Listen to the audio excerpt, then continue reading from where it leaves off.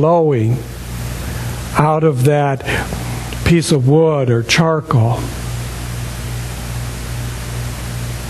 And then ever so gently, you blow upon it. A few breaths. And the next thing you know, you see a flame shoot up out of it.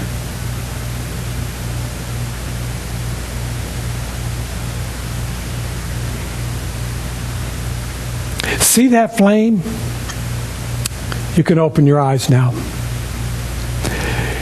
Has everybody had that experience where you've seen a little ember, a little flame, you're trying to light a campfire, or you're trying to get the fireplace to go? You've got this little ember going, and you blow on it a couple of times, and all of a sudden a flame shoots up. That's a metaphor of the energy, the spirit within, in your life coming into the reality of your being. There's a small ember that is glowing deep within you, that is deep in your soul, that is deep in your consciousness, and it needs a little breath. And He breathed into it, and life was created. You're the same way. You have that ember within you. You have that power within you. Just needs a little flame. You know, fan the flame a little bit. Energize it. Bring forth that power, and all of a sudden, you will light up. You will not burn up. I guarantee you this fire will not burn you up.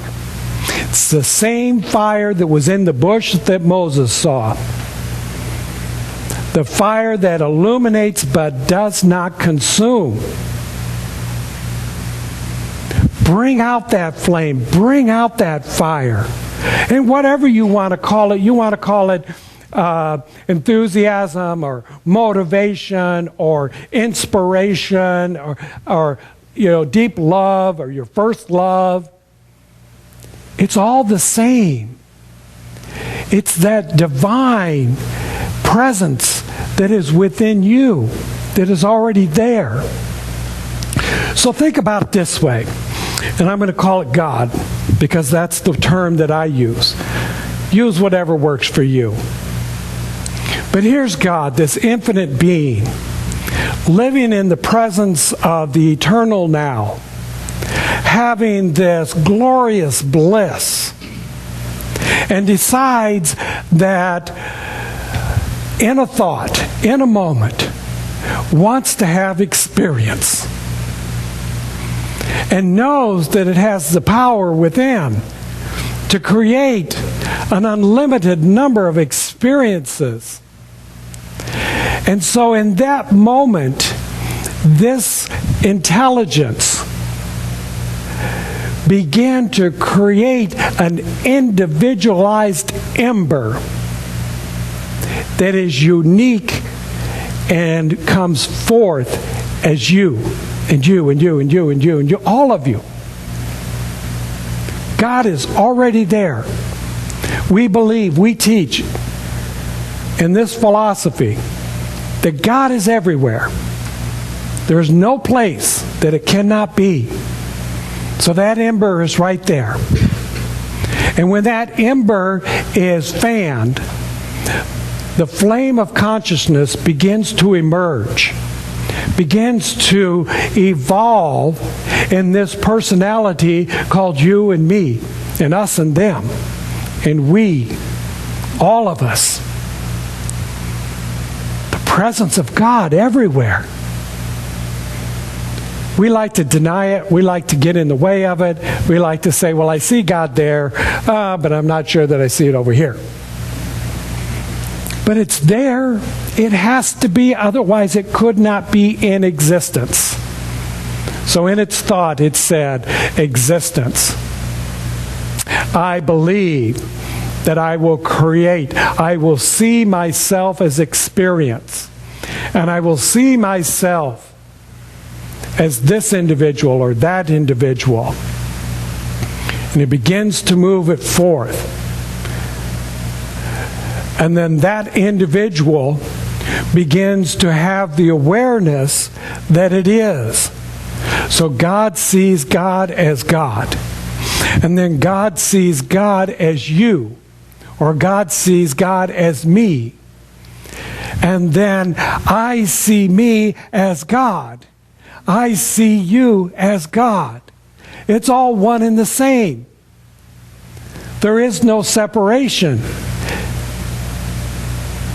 So not only can I fan my own flame and bring forth that illumination, but I can assist you in bringing forth that ember into a greater illumination, a greater experience of life by supporting you, by loving you, by embracing you, by embodying you, by allowing you.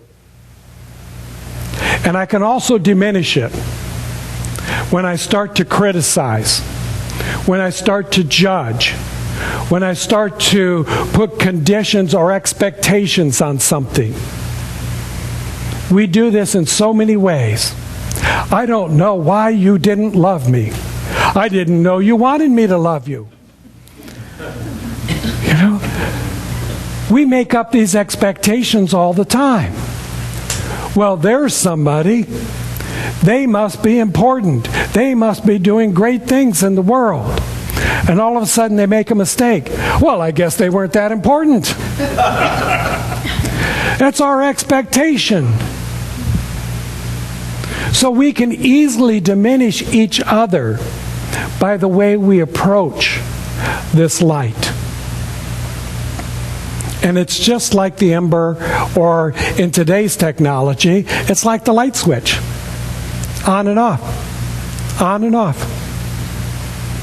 I want you to light up, so I turn on your switch. I want to diminish you, so I turn it off. In a simple word. In a simple phrase. In a simple something less than a compliment. Or we get caught up in our own stuff. No wonder our life feels so chaotic. We've got these little light switch, and we're forever turning them on and off.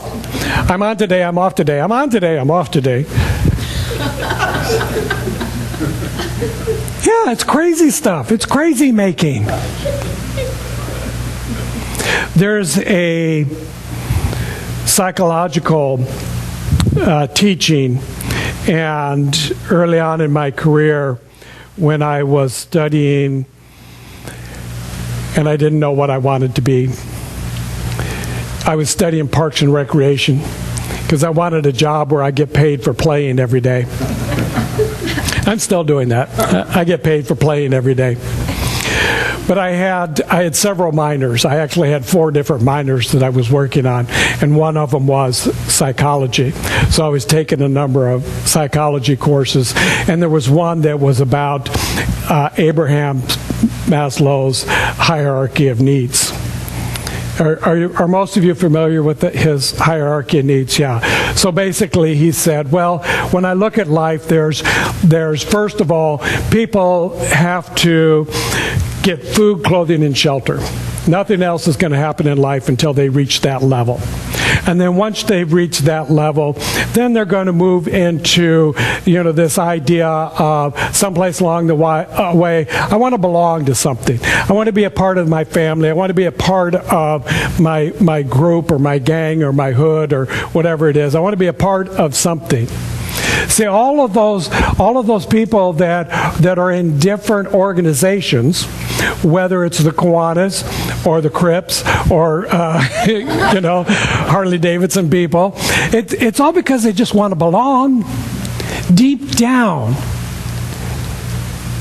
they just want to belong. They want to connect with someone else. We are not meant to do this alone. We are designed to be interconnected, to be interwoven. We must all be part of the same family. And as we move up this hierarchy of needs, we get to this point at the very top. It's like self-actualization. Consciousness. Awareness, understanding, and knowledge.